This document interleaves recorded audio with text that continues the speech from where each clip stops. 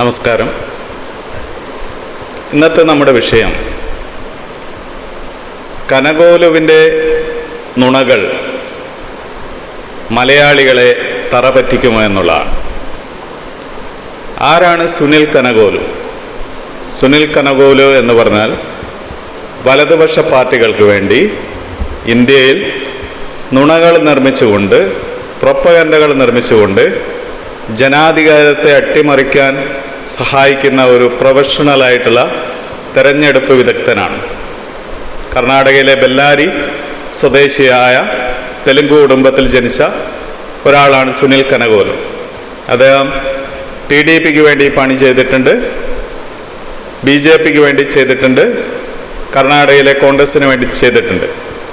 അതായത് നമ്മുടെ ഉത്തര മുതലാളിത്ത കാലത്ത് ജനവിധിയെ അട്ടിമറിക്കുക, അതായത് ഭരണകൂടത്തിനെതിരെയുള്ള, വലതുപക്ഷ ഭരണകൂടത്തിനെതിരെയുള്ള ജനവികാരത്തെ സമർത്ഥമായി നുണകളിലൂടെ അപനിർമ്മിക്കുക എന്നുള്ളതാണ് ഇത്തരം ആൾക്കാരുടെ ധർമ്മം എന്ന് പറയുന്നത്. ഇപ്പോൾ സുനിൽ കനകോലുവിൻ്റെ പദ്ധതി, കേരള പദ്ധതി വിജയിക്കുമോ ഇല്ലയോ, മലയാളികൾ സുനിൽ കനകോലുവിൻ്റെ നുണകൾക്ക് മുന്നിൽ അടിപതറി വീഴുമോ എന്നുള്ളതാണ് ഇവിടെ പരിശോധിക്കുന്നത്.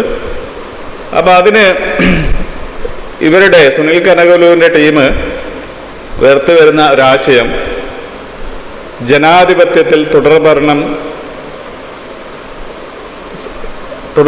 എന്നുള്ളത് ജനാധിപത്യത്തെ റദ്ദ് ചെയ്യുന്നുള്ളത്, തുടർഭരണം എന്നുള്ളത് ജനാധിപത്യത്തെ റദ്ദ് ചെയ്യുമെന്നുള്ള ഒരു വാദമാണ് വലതുപക്ഷ ബുദ്ധിജീവികളിലൂടെ സുനിൽ കനകോലു ഉയർത്തുന്നത്. അപ്പോൾ അതിന് ഒരു മറുപടി എന്ന രൂപത്തിൽ കേരളത്തിലെ അറിയപ്പെടുന്ന പണ്ഡിതനും പ്രഭാഷകനുമായിട്ടുള്ള, അധ്യാപകനുമായിട്ടുള്ള TT ശ്രീകുമാർ ഇന്നലെ ഒരു ലേഖനം എഴുതിയിട്ടുണ്ട്. ഞാൻ ആദ്യം ആ ലേഖനം വായിക്കാം, എന്നതിന് ശേഷം നമുക്ക് ആ കാര്യങ്ങൾ പറയാം. TT ശ്രീകുമാർ എഴുതുന്നു: തുടർഭരണം എന്നത് ജനാധിപത്യത്തിലെ ഒരു സാധ്യതയാണ്. ഏകാധിപത്യ സമഗ്രാധിപത്യ വ്യവസ്ഥകളിലെ തുടർഭരണത്തെ എതിർക്കുന്നത് പോലെ അമൂർത്തമായി ലിബറൽ ജനാധിപത്യ വ്യവസ്ഥയിലെ തുടർഭരണത്തെ എതിർക്കാനാവില്ല. പ്രിസംപ്ഷൻ ഓഫ് ഗിൽറ്റ്, കുറ്റം ചെയ്യാനിടയുണ്ട് എന്നതിൻ്റെ പേരിൽ ശിക്ഷിക്കുക ജനാധിപത്യത്തിൽ സാധ്യമല്ല. അതായത് ഇനിയും തെരഞ്ഞെടുക്കപ്പെട്ടാൽ ഒരു പാർട്ടിയോ മുന്നണിയോ ദുഷിക്കാൻ സാധ്യതയുണ്ട് എന്ന് പറഞ്ഞ് എതിർക്കാനാവില്ല. ഇപ്പോൾ ദുഷിച്ചിട്ടുണ്ടെങ്കിൽ മൂർത്തമായി അക്കാരണത്താൽ എതിർക്കാം. മൻമോഹൻ സിംഗിൻ്റെ 3ാം ഭരണം ആഗ്രഹിച്ചതാണ് ഞാൻ. അതിൽ ഞാൻ തെറ്റുകാരൻ ആണെന്ന് തോന്നിയിട്ടില്ല. മോദിയുടെ 1ാം ഭരണം പോലും താല്പര്യപ്പെട്ടിരുന്നില്ല. നെഹ്റുവിൻ്റെ 3ാം ഭരണകാലത്ത് ഞാൻ ജനിച്ചിട്ടുണ്ടായിരുന്നില്ല. എന്നാൽ ഇത്തരമൊരു ചർച്ച ഉണ്ടായത് സ്വാഗതം ചെയ്യാവുന്നതാണ്. കാരണം അത് ചില ക്ലാരിറ്റികൾ ഉണ്ടാക്കാൻ സഹായിക്കും. അതാണ് ചുവടെ വിശദീകരിക്കുന്നത്. ഇപ്പോൾ ഇന്ത്യയിൽ CPI, CPM, CPIML കക്ഷികൾ പല സംസ്ഥാനങ്ങളിൽ ഒന്നിച്ചും വേറിട്ടും കൂടുതൽ അടിസ്ഥാന ജനവിഭാഗങ്ങളെ കൂട്ടിയോജിപ്പിച്ച് സമരങ്ങൾ നടത്തുന്നുണ്ട്. ഇലക്ട്രൽ രാഷ്ട്രീയത്തിൽ തിരിച്ചടികൾ ഉണ്ടായിട്ടെങ്കിലും ലക്ഷക്കണക്കിന് തൊഴിലാളികളും കർഷകരും ഈ ഇടതുപക്ഷ പാർട്ടികളുടെ സമരങ്ങളിൽ ചേരുന്നുണ്ട്.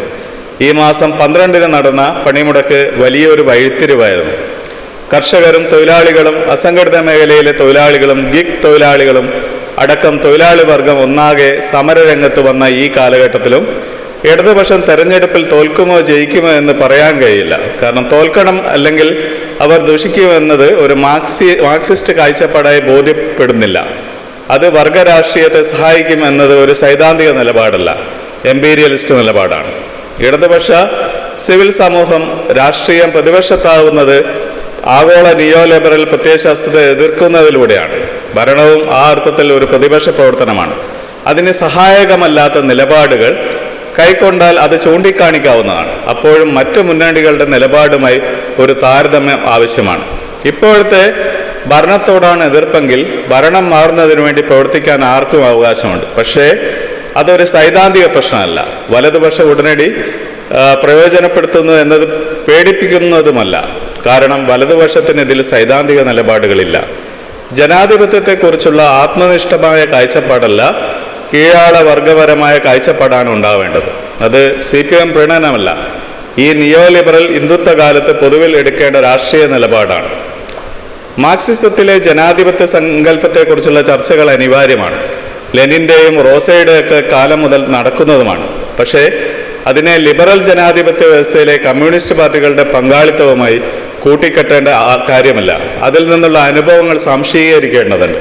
പക്ഷേ ഇത് രണ്ടും രണ്ട് വ്യത്യസ്ത കാര്യങ്ങളാണ്. രണ്ടും തമ്മിലുള്ള ബന്ധം പ്രയോഗത്തിലൂടെ മാറിക്കൊണ്ടിരിക്കുന്നതാണ്. എൻ്റെ ഈ തെരഞ്ഞെടുപ്പിലെ 3 മാനദണ്ഡങ്ങൾ ഇവയാണ്.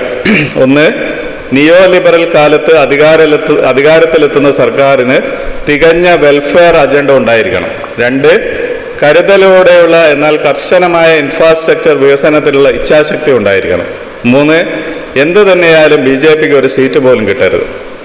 ഈ മാനദണ്ഡങ്ങൾ അടിസ്ഥാനമാക്കിയാണ്, അല്ലാതെ UDF ആണെങ്കിലും LDF ആണെങ്കിലും എത്രാമത്തെ ടേം ആണ് എന്ന് നോക്കിയാവില്ല ഞാൻ വോട്ട് ചെയ്യുക. ഇതോടെ ചർച്ച അവസാനിച്ചു എന്ന് കരുതുന്നില്ല. ഉയർത്തപ്പെട്ടത് മാർക്സിസ്റ്റ് ജനാധിപത്യ സങ്കല്പത്തെക്കുറിച്ചുള്ള സൈദ്ധാന്തിക രാഷ്ട്രീയ ചർച്ചയാണെങ്കിൽ LDF ജയിക്കുന്നതോ തോൽക്കുന്നതോ ആ ചർച്ചയെ ഇല്ലാതാക്കുന്നില്ല. രണ്ടാണെങ്കിലും കൂടുതൽ പ്രസക്തി ഉണ്ടാവുന്നതേയുള്ളൂ. ലിബറൽ ജനാധിപത്യ വ്യവസ്ഥയിലെ കമ്മ്യൂണിസ്റ്റ് പാർട്ടികളുടെ തുടർ ഭരണമോ ഭരണമില്ലായ്മയോ അതിലൊരു കക്ഷിയല്ല. അതിൽ നിന്ന് പലതും പഠിക്കാനുണ്ടെങ്കിലും ഏറ്റവും പ്രധാനം സാംസ്കാരിക ദേശീയയുടെ സമഗ്രാധിപത്യം തകർക്കാൻ കഴിയുന്നില്ല എന്നതാണ്. അതിനെതിരെ എല്ലാവരും യോജിക്കുകയാണ് വേണ്ടത്. ഇതാണ് TT ശ്രീകുമാർ തൻ്റെ മുഖപുസ്തക കുറിപ്പിലൂടെ പങ്കുവച്ച ആശയം. അതായത് ഇന്ത്യൻ സമൂഹത്തിൽ ജനാധിപത്യ പ്രക്രിയയിലൂടെ ഒരു ഗവൺമെൻറ്റിന് തുടർഭരണം നൽകുന്നു എന്നതിന് ഒരിക്കലും ഏകാധിപത്യ സ്വഭാവം ഉണ്ടാവുന്നു എന്ന് പറയാൻ കഴിയില്ല. കാരണം അത് ജനാധിപത്യ വ്യവസ്ഥയിലൂടെ ജനങ്ങൾ തിരഞ്ഞെടുക്കുന്നതാണ്. അത് ആ ഗുഡ് ഗവർണൻസിന് കിട്ടുന്ന അംഗീകാരമാണ്. അപ്പം അതിനെ ഏകാധിപത്യ സ്വഭാവമുള്ള ഒരു സമൂഹം അല്ലെങ്കിൽ സ്വേച്ഛാധിപത്യ ഒരു സമൂഹമായിട്ട് കമ്പയർ ചെയ്യുന്നതിന് യാതൊരു അർത്ഥവുമില്ല. അത് ബാലിശമായ ഒരു വാദമാണ്. അത് വലതുപക്ഷത്തിന്, കേരളത്തിൽ വലതുപക്ഷത്തിന് അധികാരാരോഹണം നടത്താൻ വേണ്ടി വളരെ തന്ത്രപൂർവമായിട്ട് സുനിൽ കനകലുവിൻ്റെ ടീം ഉയർത്തുന്ന, അവർ വലതുപക്ഷ ചിന്തകരിലൂടെ വലതുപക്ഷത്തിന് ജയ് വിളിക്കുന്ന ആൾക്കാരിലൂടെ ഉയർത്തുന്ന വെറും മിഥ്യയായ ഒരു വാദമാണ്.